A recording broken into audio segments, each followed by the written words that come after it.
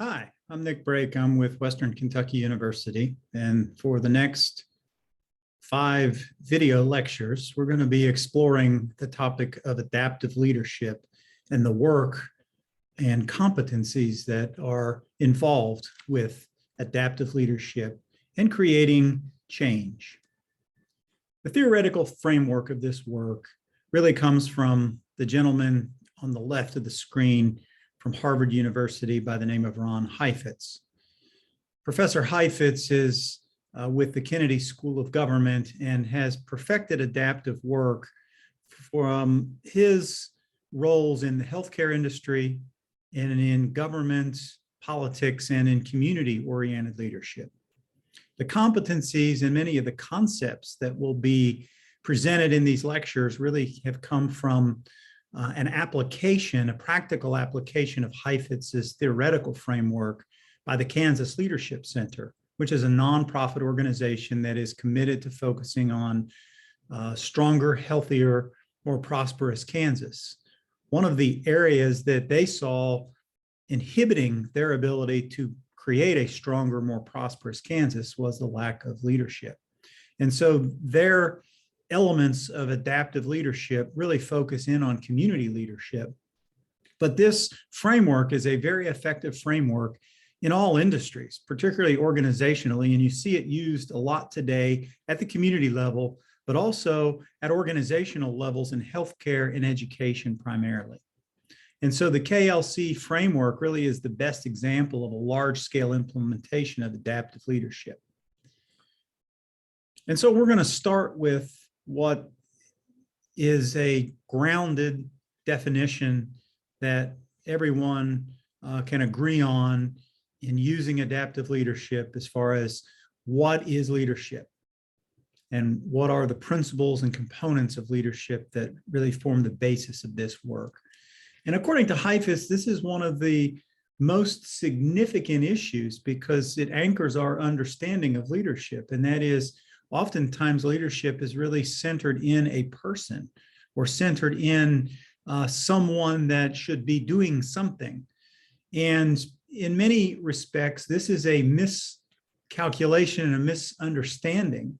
It's not really so much about the qualities, the personal abilities, the traits. We need to look instead for leadership around what the problems are in our society. Leadership is the process that's used to mobilize people to do the difficult work. And so the definition of leadership that is really foundational to this work is leadership is mobilizing people to do difficult work. And what we find in working in organizations and communities is oftentimes these are the two biggest downfalls that plague challenges and the lack of leadership in organizations. I work a lot in school districts and I work a lot in communities. And in many cases, leaders there fail to effectively mobilize people, and they also fail to address the most difficult challenges that they confront and that they face. And so according to Heifetz, these 5 principles that you see listed on the screen are foundational. Leadership, as we've already established, is not positional. There are people in positions of authority, but that is different than leadership. Those people in positions of authority can exercise leadership effectively, but they can also just simply wield power. And that wielding of power doesn't necessarily constitute leadership. And so leadership is an activity. It's a process, not a position. Anyone can do it anytime, anywhere. And this goes back to the point that was just made about leadership and authority. Sometimes people that are in positions that aren't positions necessarily with fancy titles or power and authority, sometimes those people can be more effective at exercising leadership. They can be more effective at mobilizing people, and they can be more effective at tackling those kind of difficult challenges that give heartburn to people in positions of authority, and they don't want to touch those kind of things. So it's important with principle number 2 to understand that leadership is something that, because it's an activity, can happen anywhere, anytime, and by any person in society that is engaged and mobilized around doing the difficult or addressing the difficult challenges and doing the difficult work. So the third principle is that it starts with you and it must engage others. And again, this is part of the mobilizing aspect of the definition, the idea that leadership is something that leaders are engaged with. But if you look at the traditional 5 components of leadership, not to be confused with the 5 principles, but the 5 components are people that are in positions of leadership or leaders, people that typically follow or are followers, but also goals, the environment and the context, and the ethical and moral principles that sort of undergird everything along with culture. And so leadership starts with the leader, but it must engage people in all facets of an organization, a community, and a society. So it involves both leaders and followers. It doesn't just involve people in positions of authority. It starts with you. But if you're going to exercise leadership effectively, you're going to have to engage other people in that work. The fourth principle, according to the Heifetz and Kansas Leadership Center framework, is that your purpose must be clear. Leadership really is about purpose, and that gets into that component of leadership regarding goals. What is the goal? And understanding that goal, making sure that it's clearly articulated, well communicated, and something that clearly allows you to engage people and clearly allows you to move forward around something that you believe in, that's fundamental to making a difference for people. And the last component is one that will not be a surprise to anyone that is exercised leadership or held positions of leadership and authority, is that leadership is risky. Leadership is something that does require risk. It requires people to take risks. It also requires people to experience discomfort.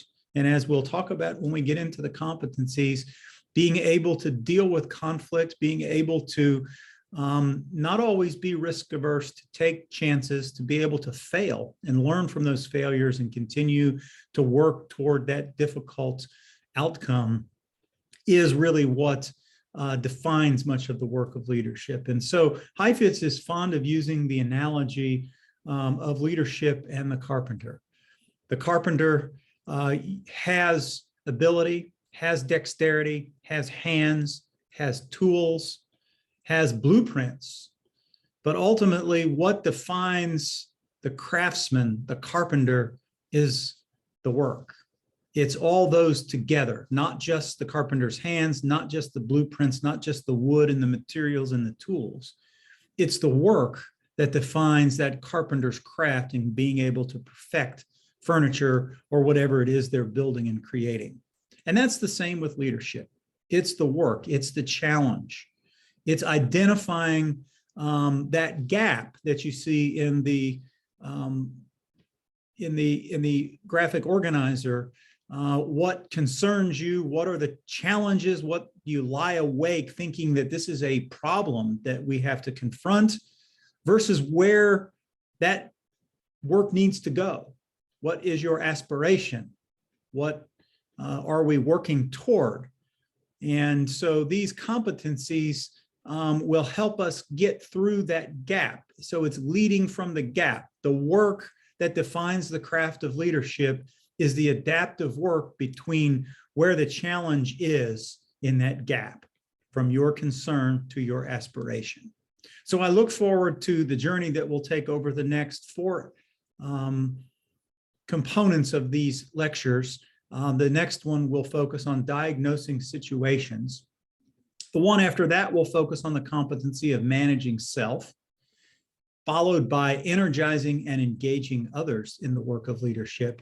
And then finally, how you intervene and how you actually do stuff to engage people around difficult challenges that really frame adaptive work and adaptive change.